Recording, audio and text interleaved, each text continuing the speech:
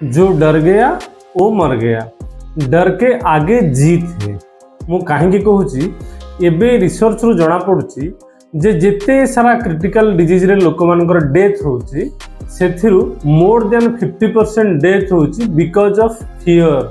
लोक माने डरिकी छानिया हो जाउचंती, डरिकी छानिया हेले कोन होची तांकर इम्यूनिटी पावर ड्रास्टिकली ड्रॉप कर जाउची, जल्दी जल्दी फॉल कर जाउची, सेथिपई बॉडी आउ सपोर्ट करूनी एवं बहुत शीघ्र सेमानकर डेथ हो जाउची।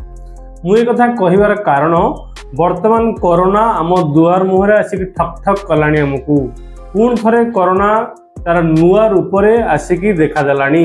तेणु वर्तमान आपण माने देखुथिबे जेते सारा मीडिया रे खाली हाईलाइट होउची एवं या माध्यम मु गोटे जिंस मार्क करची जे लोक मानक भितर खाली भयर वातावरण सृष्टि होउची।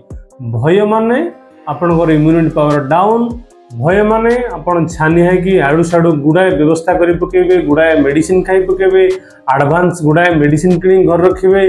डरिवार कोनोसी कारण नाही, केबे भी डरंतु नाही। आपण जदि डरिबेनी ताहले आपण ताको सामना करि परिबे। कारण मोर निजर क्लिनिक रे कोरोना समय रे मु दुई थर मु कोरोना रे आक्रांत होईची एवं ता परे भी सुद्धा गोटे दिन पे मु क्लिनिक बंद कर नथली, पेशेंट देखथली।